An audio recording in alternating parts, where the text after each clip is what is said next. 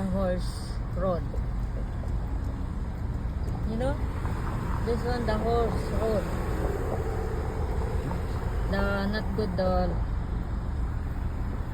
road is like too much bump. Yeah, this one. Nakapag-video tayo kasi asawa ko nag-drive. Diba? Ganito kalungkot dito sa Amerika.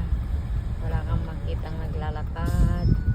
Makita mo mga sasakyan, mga punong kahoy, yan lang. May bus din dito. Ayan, bus. Ang bus dito may may free wifi. Puro aircon. Walang ordinary dito. Ang taxi naman dito